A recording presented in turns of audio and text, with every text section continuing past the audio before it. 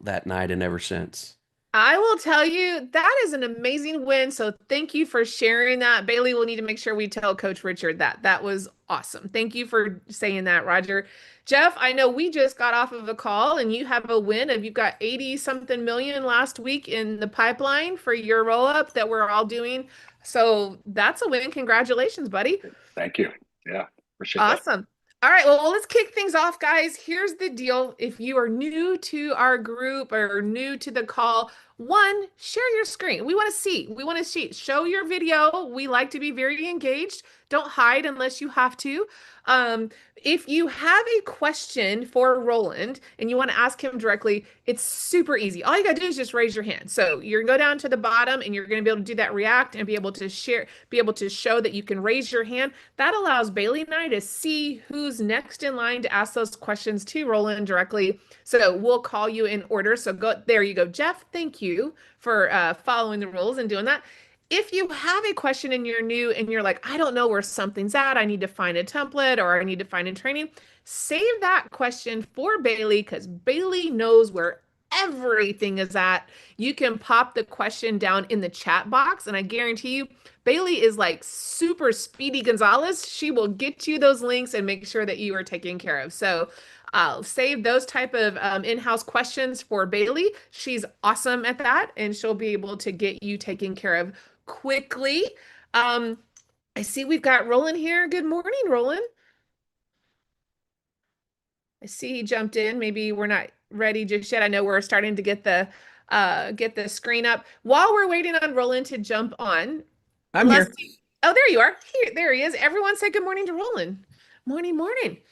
All right, well, let's kick things off with Jeff. Jeff, I love that you followed the rules and got your hand raised. Hey, Jeff. Roland, the king of pickleball. You're looking great, man. Oh, thanks. You're a former shadow of yourself. Looking good. Hey, so I'm in the middle of a deal. It's a home services company, $900,000 purchase, and going through the SBA right now. Originally, it was going to be a stock purchase, but I'm renegotiating it to an asset purchase. Good. They've got so it's a 900K purchase price. So I'm coming in with the 10% down, which I was able to secure from another source, from family. So no money out of pocket there. But anyway, long and short of it is they have 6 vans. 3 of the vans have notes. This is about $143,000. On the entire 6 vans, they've taken $275K in depreciation. And I realized that flipping from a stock purchase to an asset purchase means a recapture for them on depreciation. And I'm wondering what can I do to create a creative structure here to minimize the tax impact on them and still be able to get the SBA loan. And then secondly, I don't think that the 143K is going to be part of the actual purchase price. Originally, I was going to absorb all that, but the banks don't like to transfer and do all that kind of stuff. So I might have to get them to pay off the vans and maybe lease the vans back. Are they not willing to do subject to on the vans so that basically it stays as it is? So you're not assuming it, but basically you're giving them the promise in the purchase agreement that you're going to make the payments? No, I haven't even. That was something I didn't even wasn't aware I could really do. So that's why I'm on this call. So okay. Yeah, exactly. So you can do that. You can basically take that subject to on the recapture. I mean, I'd I'd look at for them. I'd have them talk to their whoever their tax person is. If I'm not sure how much it is, but certainly, are they selling them at a profit? Because it seems unlikely that that would be the case on a vehicle because they depreciate so quickly. So for anybody that doesn't know, recapture is you wrote off something, so you took a deduction for it, and then you sell it. So let's say that you write it off. So your basis, the amount that determines whether you're going to have a gain on the sale of it, is 0. Because let's say you bought a truck for 50 grand, you write off the 50 grand, yay. Well, now if you sell it and get 10 grand for it, you have to pay taxes on the money that you get. So, I'm sure they're not worthless, but like if they wrote off 100% of them, is it like, and there's 143,000 in debt that's still on them, are they worth more than 143,000 if you liquidate them? Like, what I would do is go to a liquidator and find out, get an offer, like have them get a written offer to buy all the trucks, and then whatever that is the amount that I would argue is the market value, because you've gone to a third party that you're not related to. You got a legit offer, and it's going to be a low ball offer, and then see what that is. And if it's less than the 143,000 that they owe on it, then there is no recapture. Okay. And as far as like a goodwill amount as a percentage of the deal, is there any rough estimates in terms of what I might be able to get away with in terms of building in the goodwill on the 900K purchase? Well, you ideally don't want goodwill, because if you're buying the assets, goodwill has to be written off and amortized over a longer period of time than most of the other assets. So are you trying to get goodwill? No, I was thinking that as a negotiating point to get them to pay less taxes so I could actually do this deal, and that they wouldn't push back on me, that I might need to raise the goodwill amount on the actual asset purchase. But I didn't realize that there's another side of that. Of course, there always is, right? Yeah. The government's not basically, they're not in the habit of just giving things away. They're like, if we give you something, we're taking it from somebody else. Yeah, I see that now. Okay, so goodwill, my increasing the goodwill for them hurts me. It hurts you in that it's a longer period for you to realize the benefit of the write-off than, if you're buying a 5-year asset and you have to write goodwill off over, 18 years or whatever it currently is, 15 years. That's takes you 3 times longer to basically get your write-off, as opposed to getting it through a different type of asset. And depending on how you're buying those assets, they may qualify for immediate write-off, right? So that's a big deal. Okay, great. Thank you so much. Yeah. Great questions, Jeff. All right, Alex, I think you're next, buddy. Hey, Alex. Thank you and good morning. Good morning. Yeah, I just have a few questions. I read your newsletter. I think you mentioned the headcount, AOV, just a few things, a few numbers to look at, right? So I really like that. And then I wanted to ask specifically about the headcount. So what is that maybe threshold number in relationship to the revenue that you're looking for? I think you used the example 400,000, 15 employees. Obviously, doesn't make sense. Actually, I'm kind of in the space right now where those numbers are pretty close to the ones that you mentioned. Okay, good. Yes, it's and I'm already burned out in this business. So there's truth to that. But I wanted to ask kind of what numbers should be looking for, and maybe and I know every industry, every business is going to be a little different. And again, there is a reason why. I mean, I'm in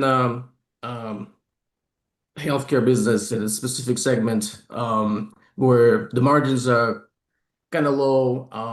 But yes, that's so true. It's a very difficult business to be in. But so what would you consider to be healthy? Like if you were to do that assessment, like almost like a doctor, looking at the business, say, hey, well, this doesn't look right, and what should be looking for?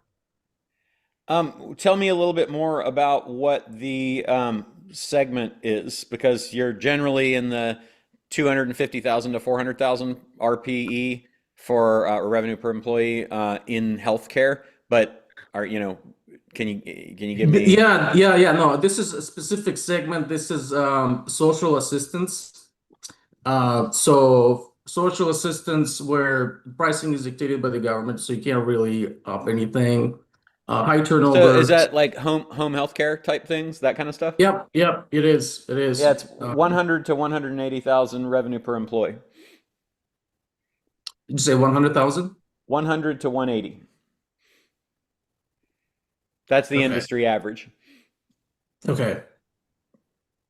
Yeah, I think the companies that I'm potentially kind of looking to acquire, they have similar, not the ones that you mentioned, they have much less. And I think maybe for this subsegment of this home healthcare, where you're going to have a lot of employees, but the revenue is going to be relatively low. So that's where I'm feeling either I have to be selling the business, or going through acquisition of a staffing company, but they don't have control on the supply of the employees. They also have a high turnover. So it's really like you have a pain in the business, but you don't have a very good solution. And so Sounds it's like an maybe one. opportunity. What Well, is it the is an size? opportunity, right? Mhm. What's the size of the business? Well, for us, it's between 10 and 12 employees. I mean, plus, you I have meant, I'm sorry, in myself and terms then of member. revenue. In terms of revenue, between 500 and 600,000.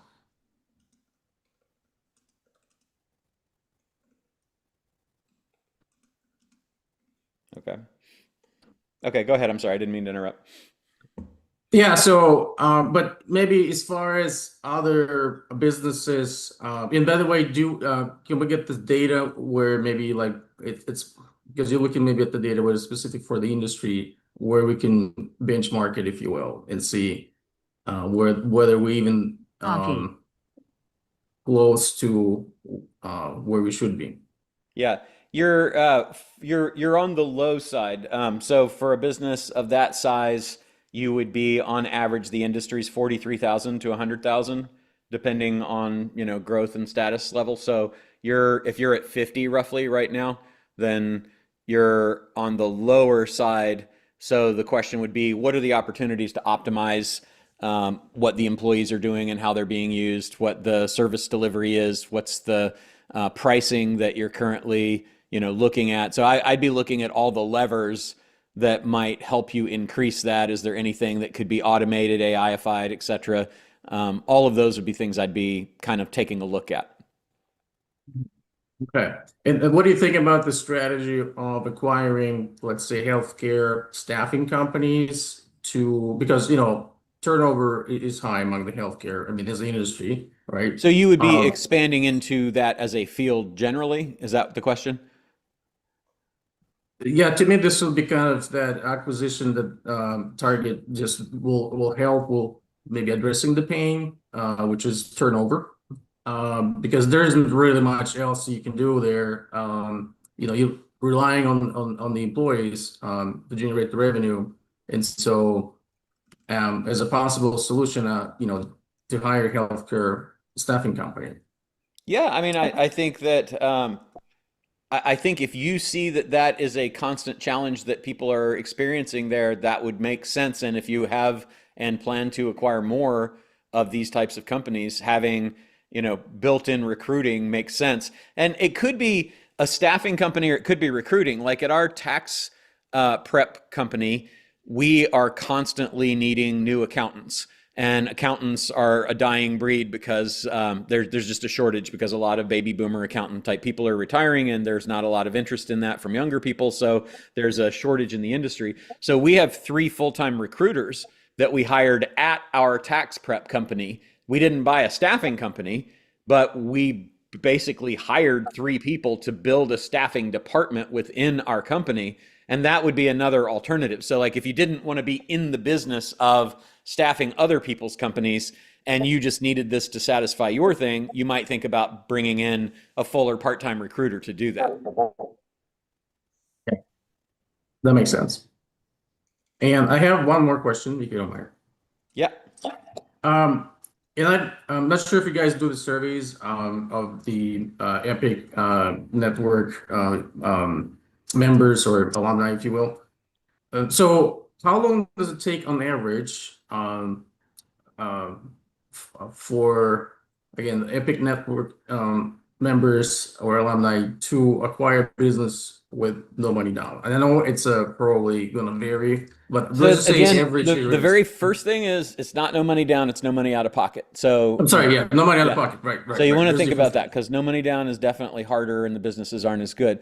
But it just depends on what you're trying to acquire, how clear you are on what you're going to acquire, luck, and the effort that you're going to put into it. So, we've had people that bought, I think, Deanna, what is it, like 14 or 16 in the first month is the record. And, Right. now he ended up selling a lot of those because he was just like over eager. But, and then we've had people that kind of are dialing in and learning and trying to figure things out and, take a couple of years to buy something. So it's like if you're focused on what you want and you're making offers and you're out there generating leads and you're open to, to expanding the acquisition criteria that you've got, then I mean, it's very, to me, reasonable that within 60 to 90 days you can get a deal done. Meaning that you're active, right? I mean, like say at least 5 to 10 hours per week, right? Yeah, it's Defining not that. even the hours as much as it is like how active are you in actually having conversations with potential sellers? That's the key, right? So like if I wanted to buy a digital marketing agency in San Diego, I would go and get myself a list of all the digital marketing agencies in San Diego, and then I'd be reaching out to them instantly, and I'd do it with email, text, phone calls, ringless voicemail, and snail mail letters.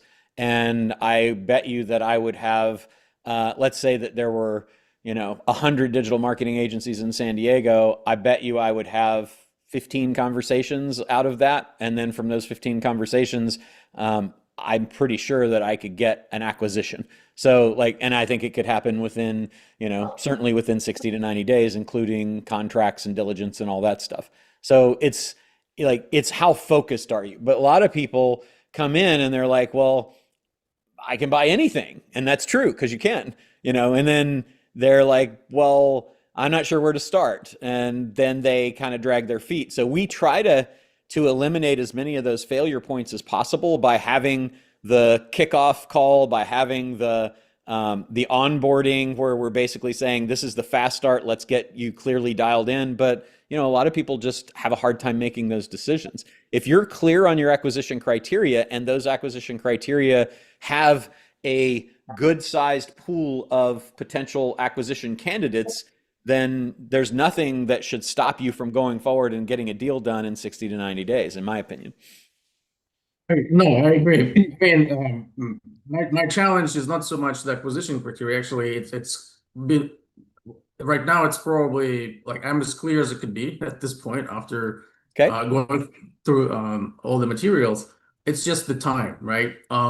Because if you're busy with either running in the business or if you have another job, right? It's just how much time you have left. And so obviously, if you're doing it part-time, I don't know, 5 hours is even an indication of anything because sometimes 5 hours is not enough, but if you're very productive, 5 hours could be plenty. Exactly. So, I mean, to me, and I understand it's unrealistic for me to expect, well, I'll find something next week or next even month. But even if that happens, probably with larger size businesses, it might probably take 6 months or maybe even longer to close, with due diligence and everything else. Yeah, so I'm just trying to set a large business, like I'd say the average in the deals that are bigger deals, we're seeing in the 90 to 120 day range, like where we have attorneys on both sides and, full due diligence and accountants and all that kind of stuff. It's about 90 to 120 days for those deals to happen. Smaller deals, 60 to 90, and then very small deals, 30. So, what's the acquisition criteria you've got right now? So for healthcare, it's my home healthcare where I have like social assistance. I have specific EBITDA, but I'm flexible there. At the very if I meet you at a party, Alex, and I say, hey, I'm a guy that finds deals for people. What are you looking for? What are you going to tell me? So I'm looking for home healthcare in my state, state of Minnesota. With social assistance, and I would also add home health care, but it's not Medicare based, meaning it's a private pay. With EBITDA, 250 to 1 million. And any particular niche of that healthcare? Yeah, well, that was my niche. So social assistance, which is primarily waiver based, so they're using Medicaid, and home health care, private pay, meaning they don't accept Medicare, they don't accept Medicaid. So you want businesses that are Medicaid based then? It's only for social assistance because waiver is all paid through Medicaid. Okay, so I just looked up your acquisition criteria, and the state of Minnesota Department of Health Services provides public access to licensed HCBS waiver providers. That's elderly waiver, CADI, DD, under 245D or HCBS licensure. So you can go to the state and get a list of all of those. And then that, to me, is your outreach list. And then load those up into the Epic Business Suite and run all of the campaigns to get those people. And you should start having conversations within a couple of weeks. So for you to get the list, if you don't have the time to do it, then get a VA and we can connect you with a company that can get you a VA if you don't have one, or get an intern. Go down to the college that's near you, to the business school, and see if you can get yourself an intern or somebody like that, and get somebody to do the legwork for you that you don't have the time to do. And then get that list, get it uploaded into the suite. All of our stuff that's automated will help generate leads for you to talk to. And then it's just having those conversations. And the more of those that you have, the faster you'll get your deal. But I mean, the cool thing about what you're doing is that there is already a list of people that are available. And then if you haven't already, I would look on BizQuest, BizBuySell, and all that, and find any broker listed ones as well, and just start having conversations. Yeah, no, that was actually already kind of in my planning to do the outreach. Yeah, so, but were you going to get the list from the Minnesota Department of Health Services? yeah, because they list all the providers, because they'll have to be registered with the state. So that's a nice thing about it. Obviously, I still have to be narrowing down based on the revenue and everything else. The cool thing though is that the Minnesota agencies are required to file disability waiver rate system cost reports with details on revenue and costs. So you can use that data. Like if you buy that file or go get that file through FOIA, Freedom of Information, or one of those things, then you actually can whittle that list down so that you're really only talking to the people that are close to what you've got, like close to your acquisition criteria. And if I was going to say, we know that the direct care cost ratios are 60 to 65%. So we could use that number to help approximate EBITDA and get down to the specifics of what you are looking for. Okay. So you're unusually well positioned to have a specific list of your prospects that you can start farming right out the gate because of the licensing requirement. Yeah, no, that's very helpful. Okay. Awesome. Thank you. Very cool. You're welcome. Sheldon, how you doing today? Hey, Roland, it's great. Hope you're doing well too. Fantastic. The question on a seller's note is, will that need to be separate than the purchase seller agreement? Or can you? Yes. Would that it wouldn't have to be, but it almost always is, because it's a separate document, and typically it might or might not be unsecured. It might or might not be something that would be filed publicly because there was a UCC1 in place on it or something like that. So generally your sale agreement says the consideration is the purchase price is $1 million. The consideration is to be paid as follows: $100,000 on closing in cash, and a seller note in the amount of $900,000 amortized over 10 years at 10% interest, straight amortization, right? With monthly payments of, $7,200 per month starting January 1st, 2026 or whatever, right? So that's in the document, but then the actual promissory note that has all the terms about, assignability, transferability, collateralization, security interests, perfecting, non-judicial foreclosures, all acceleration clauses, all that kind of stuff is kind of cluttery to put into the purchase agreement itself. So that's typically in a separate promissory note. And then that promissory note will typically be an exhibit to the purchase agreement. So the purchase agreement would say, all that stuff, the consideration, $900,000 is a seller note with all the terms, and then say, to be represented by a promissory note attached here to as Exhibit B, right? Or something like that. Does that make sense? It does. So basically, when you're saying the promissory note, though, are you talking about that being also an addition, or that being part of the purchase sale agreement?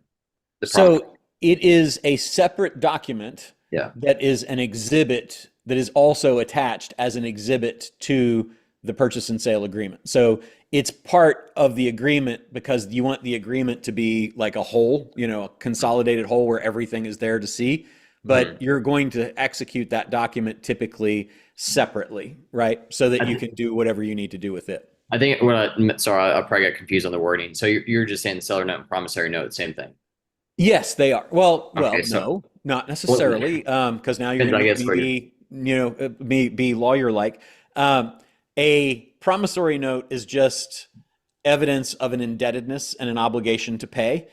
A seller note is an indebtedness and an obligation to pay the seller, right? So you could have a promissory note that was to somebody else that wasn't the seller. For example, maybe like in the example we were talking about with the vans that were being depreciated or hadn't been depreciated, that might be a promissory note to a guarantor of those things that wasn't necessarily the seller, because we're doing a subject to, and the guarantor needs to know that their personal guarantee is going to be covered and they want to be a third party beneficiary to the contract. So from a legal standpoint, I don't want to say yes to your thing, but a seller note is any debt that the purchaser is going to agree to owe the seller as a result of the transaction.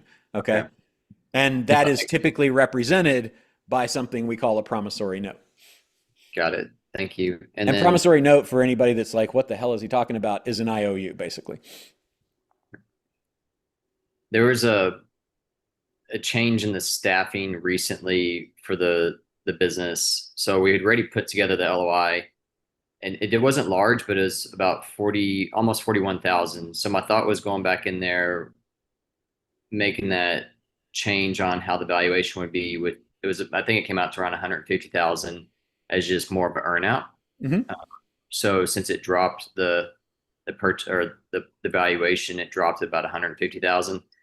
So my thought was just creating an earnout for that 150,000, and then just including that with the seller note.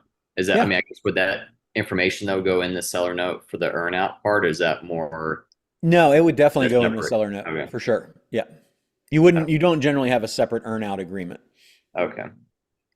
Got you. Thanks. And then one last question was, I want to point out to everybody that that's a good creative strategy. So basically you went into the deal, kind of worked out a purchase price, then found some stuff out that caused the purchase price to go down, but you still wanted to do the deal and you'd already had those numbers agreed on. So how do you transfer the risk that you won't receive that $150,000 of value from yourself to the seller?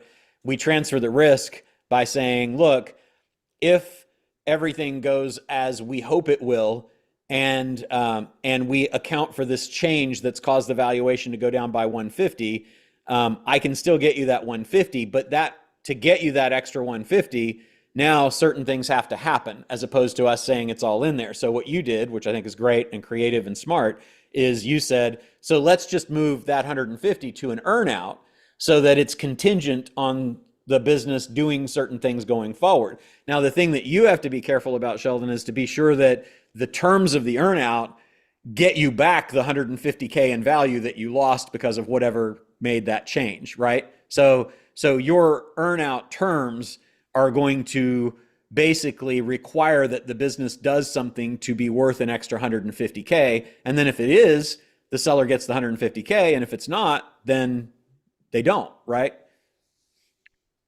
But is that should that be within a certain time period? The reason I ask that is the first 2 years, he's limited on seller financing, which I'm assuming the earnout as well. For the first 2 years, because of rejection, they're loan subordinate. So timing wise, would I just start that on year 3 then? Yeah, it's totally up to you. That should not impact. So, because that's not an obligation that is a fixed obligation, that's a contingent obligation. So it Okay. shouldn't, read the covenants to be sure that it doesn't, but it usually wouldn't. It wouldn't be typical for that to be a problem. So it shouldn't matter. I would definitely let whoever the attorney is that's looking at it, say, look, there's some covenants. We need to be sure that the earnout doesn't clash with those. But, I would say 99% out of the time, it would not. Okay.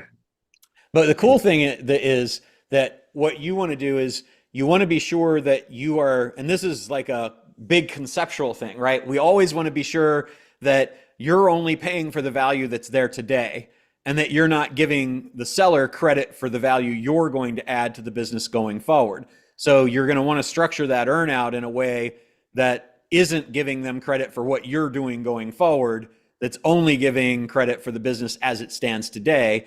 And whatever it was that caused the valuation to go down is going to be the key thing in that earnout agreement. Does that make sense? It does. Yes. Thank you. Yep. And then Awesome. one last piece to it, there was equipment that he was going to pay off for 84,000, but in order to pay back one of the investors, I wanted to keep that in.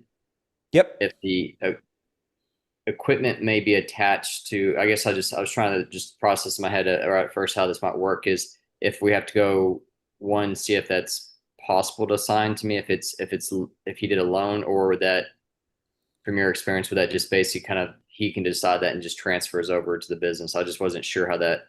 Yeah. So usually there's two challenges with the seller just transferring a debt. One is that there's usually an anti-assignment language that's in the seller's obligation, like in the documents where the seller committed to the debt, which would be typically a promissory note or a financing agreement or something like that. So that's one. And then the bigger one is due on sale. So there's typically an acceleration clause that says all of the debt comes due if the seller sells the asset or sells the business, right? So then the minute that happens, all of those debts become due and have to be paid off. So one thing that you can do is you can go to the creditor and say, I'd like to assume that debt. That's usually difficult. And now you're stuck on it. So what we usually like to do is take the debt subject to and build what's called a wrap around note on that, so that the seller's still on it, and you can basically delay transfer of the title of the asset, of that specific asset, until the time that the amount gets paid off, so that there isn't a trigger of the due on sale clause. And then there are other people that just basically say, I'm not worried about it. It's not likely the seller's going to find out about it. If they do, though, you have to know that due on sale clause is going to get triggered. So those are things to balance as you're thinking about that. Like in an ideal world, you would assume the note, but my experience is most of the time people don't, because it's pain, and instead they take it subject to. Okay. And we used to do that with houses all the time too. Like, I'd buy a house from somebody that was going to sell it, and then I'd auction it off and sell it, using a 7-day auction. And I would close the deal and take the house subject to the mortgage that they had on it, but their mortgage had an acceleration clause. But we were like, we're going to do this deal, and the risk is that happens. You need to know that that's a risk. And they're like, okay. And I know that's a risk coming in, but it almost, I can't think that it ever was a problem. Does that make sense? It does. Yeah. Appreciate it. Yep. You're welcome. Thanks. Awesome. I think Deepak, you're next, buddy. Deepak, what's going on, my friend? Good, Roland. I have a similar question to Sheldon. So Okay. there was this dry cleaning shop that I offered 250K. They make 150K profit every year, including all the assets and stuff like that. And later on, we find out that he had a EIDL loan that he used to buy an apartment. So he cannot, ask SBA for forgiveness. So we are trying to figure out a way that I can buy his business still through like another company, buy his contracts and buy his name of reassign the lease of the dry cleaning place. But one thing we found out is his dry cleaning machine has gone bad, so he has to buy a new dry cleaning machine, which was supposed to be okay. Okay. So that makes an additional $120,000 if taken on lease over next 5 years, $2,000 a month. Okay. So how would you? I just want to do what Sheldon is doing. 250K was agreed. Now there's an additional expense of 120K. Provided we can take care of the EIDL, he assumes that, and I'm not involved with that, and he just sells me the contracts and the location where he's doing the business, and the assets can, the SBA part that they will have to figure out. How would you? What I proposed to them was that 120K additional he can either pay me by working with me as a manager for 20 months because he wanted 6,000 a month, or we can do some kind of an earn out. So the earn out part, I couldn't figure out how to do it. Okay. Well, I like the consulting option more than I like the earnout from a tax standpoint, because it's going to be a deduction for you, whereas the earnout would not. It would be ordinary income to them. What I don't like about it, as much as I like the earnout is contingent and only becomes due when and if the events, the conditions of the earnout are met, which might or might not happen, whereas a consulting contract is an obligation that's fixed and firm. So that's the balance that you're going to want to think about, in choosing between those two things. But I really do like transferring the risk over to the seller in terms of the earnout. Now, if you want to kind of have the best of both worlds, you could do a consulting contract, and the obligation to pay the $6,000 a month would be contingent upon certain things happening in the business. And then you'd get the best of both. You'd get the tax benefit, plus it would be not an obligation that was absolutely fixed. It would be subject to the business doing certain things, and you could tie that to the consulting very easily, because basically the consulting is designed to make the business do things. If these milestones or KPIs are not hit in the business, then the 6,000 isn't payable, right? Or the contract can be terminated at your option. That would be how I actually like that a lot. You get to eat your cake and have it too. The EIDL loan is tougher though, because my guess is that the EIDL loan covers all of the business and business assets. And so if you were to transfer those from the business without fair and adequate consideration for the assets being paid to the business, then you potentially have a fraudulent conveyance, which would create potentially even successor liability for you. The way that you would generally get around that, remember, we don't give legal advice here. This is all for entertainment purposes only. Get an attorney licensed in your state and country to give you advice on this. Would be to think about have a liquidator give you a valuation on the list of assets that you want to buy, so that not give you, but give the seller. Let that valuation service market value. Now you're going to pay greater than or equal value to that. So probably your purchase price is greater than what a liquidator would pay, because you're buying a going business, right? So, but that establishes that market value was paid for the assets. And then you're going to need to pay the seller whoever it is that owns title to those assets, right? Which is, you want to be careful, because what happens a lot of the time is the seller's like, yeah, the company owns the assets, but pay it to me and blah, blah, blah, blah. And then people do. And then that seller, the actual title holder to the assets, didn't get the money. And that creates that fraudulent conveyance issue. So if you want to be sure that you're paying the company that owns the assets, that's liable on the EIDL loan, the fair market value of the assets, and then again, get the attorney opinion, but then you should be clear to eliminate the EIDL, the EIDL loan liability without a successor liability issue, and then do the consulting contract with the KPI provision that is the same as your earnout would have been, and you've got both of your problems solved in the best way for you. So the EIDL, if I pay him the actual asset value, whatever we determine, the liquidator, and give the money to the right person, Yep. Then even though he did some funny stuff with EIDL, it doesn't affect me, right, as a successor? It shouldn't. Again, there's lots of variables that we don't know, talking here today, that we'd want to check, which is why we want the attorney. But that should accomplish, like, from a legal concept theoretically, and in my practical experience, that should take care of it. But there might be other things I don't know about and you don't know about yet. And that's why we want an attorney to kind of, do the diligence part. Okay. But that's definitely a structure that can work and accomplish that for you. Yeah, and this dry cleaner only has hotel contracts, so they serve all the nearby San Jose Convention Center. So that's great. Yeah, that's awesome. Yeah. Okay. Thank you. You're welcome. Thank you, Deepak. I can't see who this is. It says Indy. There's no. I think that's Neo. Is it Neo? Hey, Neo. Yeah. There you are. Okay. Neo, do you have your question? If not, we'll go to Jeff and come back. Let's go to Jeff. Yeah, Jeff, what's up, buddy? Okay, I got an update on that question I was asking earlier about the vans. So we have 6 vans. 5 of the 6 have been fully depreciated. 2 of the 3 that have notes on them, it's about $76K. They've been fully depreciated. And 1 they just bought at $66K, hasn't been depreciated at all.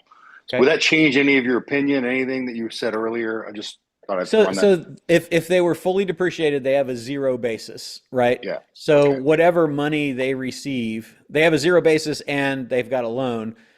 So whatever money they receive on those is going to be taxable. So you want to, and they want to get as low an allocation in the allocation of purchase price document where you say, this is our agreement on allocation of purchase price. You would like to allocate as little money as possible to recapture assets like that. So for you to get the liquidation value and, as low as a reasonable third party will give it, and then that's going to determine what that is. But my guess is it's less than they think. And then it's not going to matter that much.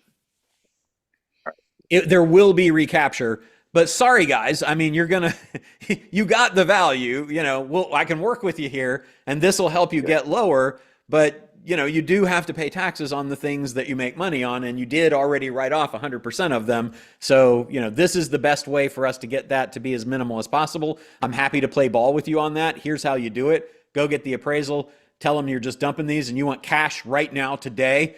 Give me an offer, and then get it on their letterhead and then use that as the value that you've got. And that gives them a pretty good argument as to, the purchase price allocation should be, that amount. Then you agree in your allocation of purchase price agreement when you're doing that to say that the purchase price portion allocable to those vans is whatever that offer was. And now they're going to pay recapture on that.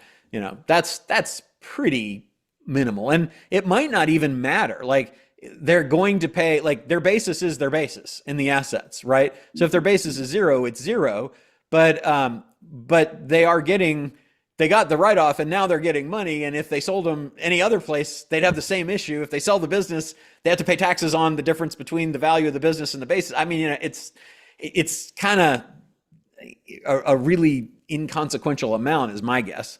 Yeah, and then are you still thinking that still look for a subject to as well in that regard? Yeah, different issue. So the different issue is, one is a tax issue with the federal government and the state government. The second is a creditor issue with whoever holds the loan that's the creditor in giving them the loans on those trucks. Gotcha. And the creditor won't demand that they pay off the trucks if they don't own the business anymore, since they are personally guaranteed. I mean, the loans were in the business name, but they PG probably they will have the right to. The question is whether they find out about it or not, because I would imagine it is very standard practice to have a due on sale clause, so that, like, if you buy a car for your business and then you sell it to me the next day, the likelihood of me wanting to pay that is low, even if I signed a subject to, like in the terms of a creditor. And the creditor is like, look, if you sold the car, now you got to pay all the money. Because you sold the car, that's our best opportunity to get paid, because you probably sold the car for some money. So you got to pay off the loan at the same time. That's the theory behind due on sale clauses. And I think it's good. So whether they find out about it or whether you're willing to accept the risk of whether they might find out about it is a different issue, right? But you would want to look at the lease documents or the purchase documents to know, is there a due on sale clause? My guess is that 99 times out of 100 there is. And then it's just a question of, are you okay with that? If I wanted to legally not make a sale and not legally trigger the due on sale clause, my best bet would be leave the trucks in the entity that's there, and then have them continue to own that entity and lease you the trucks for the amount of the payment. And then that's just a sublease basically. So you're leasing the trucks from them for an amount equal to cover the payment as part of your deal. And then that would likely not trigger any due on sale clauses because there would never have been a sale of the trucks. And then I would acquire everything else out of the entity except those. Correct. And you would basically have an agreement to purchase, your agreement would be to purchase the trucks for an amount equal to the remaining payments on the same payment schedule that remains on the trucks. And at that time, title would pass to you, and then that would basically effectively wrap the note that the seller has on the trucks that they've got right now. Does that make sense? Yeah. Okay, good. It's actually kind of a cool creative solution, I think. Yeah, it sounds good. I like it. And I guess lastly, I could just say, hey, pay off the trucks with your proceeds, and then I'll lease them back from you, and you can make the interest instead of the banks. Exactly. Yeah, which I might do too. So yeah, and if you've got the money, so the reason that we typically prefer to not have them pay those things off when we close is that that's money that we have to come up with to give them to do that, so they can give us a debt-free company. But if it doesn't matter, if you've got the money to cover that, then it's definitely cleaner to just pay it. But if you needed the 100, it's 143, I think you said. If you need 143,000, like if you don't want to have to come up with an extra 143,000 at closing that they literally receive and then just turn right around and pay to the creditor, then this is a way to get you effectively financing for an extra 143,000. Got it. Okay. Okay. Cool. Thanks so much. That's good stuff. Thanks. Yeah. Awesome. All right. I think our last question today is Roger. Roger, what's your question? Hey, Roger, how you doing? Hi, Roland. I do have just since I'm kind of a new investor, I would like to hear you talk about asset heavy deals versus, or companies that you acquire versus asset light. And I think since your experience, maybe you're agnostic, or if there's some other metric that you find more important than whether it's asset heavy or asset light as it relates to the deal stack. In other words, in my mind right now, I'm thinking asset heavy means easier to do the deal stack. And so I'd just like to hear you talk about that. Yeah, it's a thing that comes up again and again, and it's so funny. I would say that it doesn't enter into the equation until you get to the deal stack. How am I going to fund this acquisition? Because the most important thing is it an industry, like, does it meet your acquisition criteria? Is it an industry that you want to be in? Does it have management, structure, or enough employees to have some sort of management if you do not want to be the owner operator and you want it to be managed by somebody else? Does it have enough revenue and revenue growth? Does it have enough of an operating margin and profit, EBITDA or SDE, to make it financeable, for you to have it support the payments that you're buying? And if it does, then whether it has assets or not doesn't matter as much, because out of the 200 to 300 different strategies that we've got for funding these deals, most of them do not require assets. And so I built for you guys, and it's in the materials, the 30 most common funding strategies that will fund 80% of your deals. And then I did a 15%, a 15 funding strategies list that will fund, probably 60 or 70% of all your deals. And of those, very few require assets, right? So asset-based lending requires assets, but ROBS, rollover business startups, using IRAs and stuff like that, doesn't. Seller financing doesn't. Earnouts don't. Supplier loans don't. Supplier term changes don't.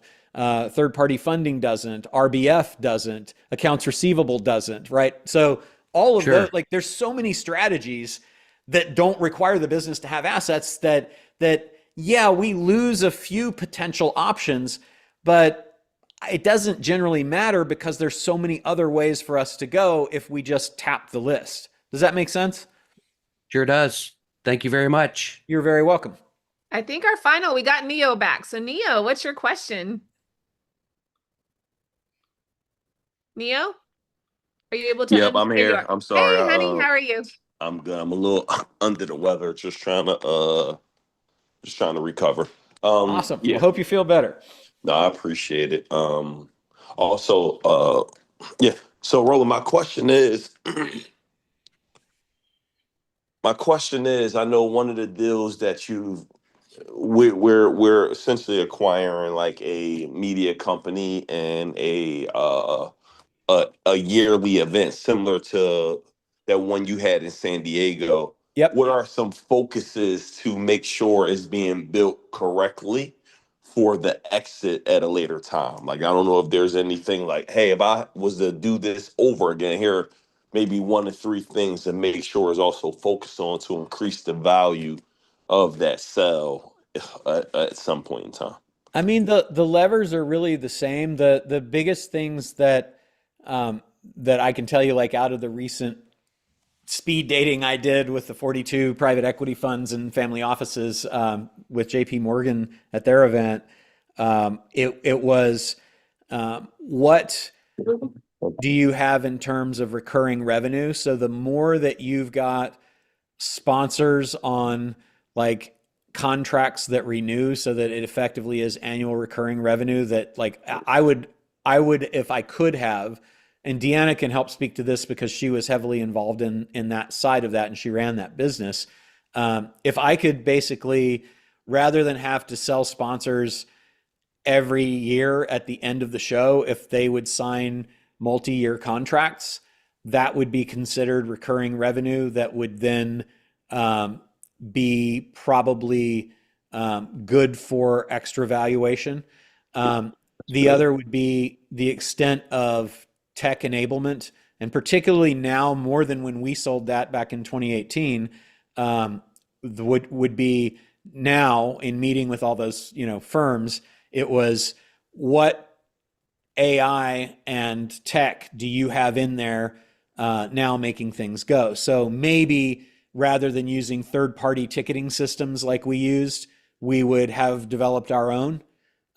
Certainly, if there was any AI-ification that we could do with respect to prospecting, marketing, servicing the customers within, that would be something.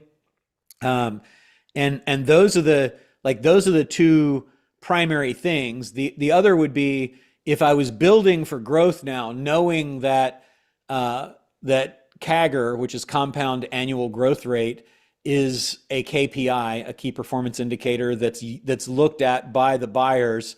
I would probably structure the Can you say what business. that was again? What was that called one more time? I'm CAGR sorry. is compound annual growth rate. So like year over year growth at a higher than average industry percentage is important. So you really want to, when you're thinking about exiting, pull industry averages and look at what is the industry average compound annual growth rate and what is the industry average profit margin. And if you're above those two numbers, that can be good for what they call a turn or two, meaning an extra digit on your multiple. So maybe it goes from, 8 to 9 or 10, or from 10 to 12, like those things are important. And then what we found when we sold that was sold to a Blackstone company, and they had an 11-point acquisition criteria hit list. And so they wanted you to be one of the top performers in your field. So how do you stand out as a top performer in the field? You obviously excel, but apply for things like the Ernst & Young Entrepreneur Award, the local, San Diego Best Business Award, like those things that I always thought were kind of BS. It's like, I don't need awards to tell me I'm doing good. I got my financial statements and my, customers.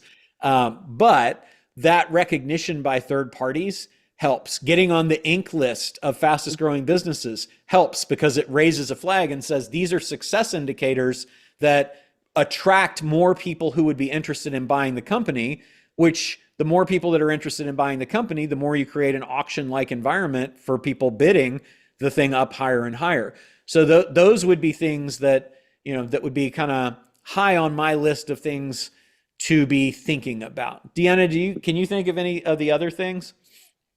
From the sponsorship or event side of it, I mean, you nailed it. I just don't know what much more I could add. I mean, I'm happy to like do a deeper dive. What are you asking for specifically though, Neo? I think that's it. Was asking. Yeah. No, he pretty much nailed Yeah. it. And let me ask you this, Roland. So where I'm at right now, part of our agency is, we partner with influencers and we help them scale physical products and digital offers. Yep. And I'm getting to a point now where I essentially got about 5, 10 people on the side because we're basically at bandwidth, right? So we can't really take anybody more and still serve them at that level. So do I look at going to go acquire additional agency, or do I potentially just pass them to another agency and just incorporate some points on there? And the last caveat to that is I have several people that got similar fields, but if I'm focusing on blowing up one person, I'm like, do I put two competing offers under our roof?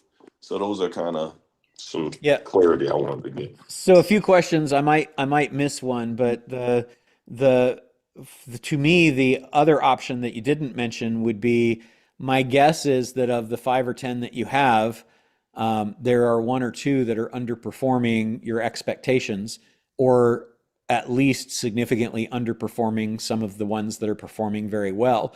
So I would consider letting those go. And how you might let those go would be, think about who you would refer to take those over, and then approach those people. And instead of just passing the business on and or getting a referral fee, sell it to them. Start exiting those, right? So you can either say to the influencer, you're underperforming, so I'm going to let you go, and then you're kind of done. Or you could say, look, we've increased the value a little bit now to here. This is kind of where we would generally think about offboarding you and have an exit event for us. So then let's get those listed, and maybe talk to the potential buyers that you would have otherwise passed them on to. Because if it's a good enough deal for them to have taken it on, why not make it, you can sell or finance it, you move it on, and now you've opened space to take on more profitable people. It's effectively the bandwidth issue to raise your prices, right? So and now as you look at these people that you're negotiating with, the 5 or 10 that are on the side waiting, I would also raise your deal, right? Make the deal better for you, and just tell them, hey, look, and it's kind of a cool thing. Like, if they know what your deal generally is, you can say, look, if you want to come on, I can make space for you, but the deal is better for us because we've done so well for people that now this is what the deal is. And if they're like, oh, but that's too much, I'd say, well, it's only going to go up. So this is your chance to get in at the old pricing right now. So like, there's a lot of things that you could do that I think would be really cool to help you get space, move the things that your underperformers or the people you don't like out of the way, turn those into money, sell or finance them even, right? Turn those into money, test people that you might acquire their companies by referring it or selling it to them and seeing how they do after, right? And then also open up space to bring on new and more profitable people at better rates for yourself. So to me, you're sitting on like all kinds of opportunity there. Okay. That's perfect. Okay. All right. I appreciate that. Thank you very much. You are very welcome. Feel better, buddy. All right, Roland, I think we got everybody answered. Great questions today, everyone. Yeah. Awesome. Cool. Awesome. Well, thank you guys for asking great questions, and do deals. The best thing you can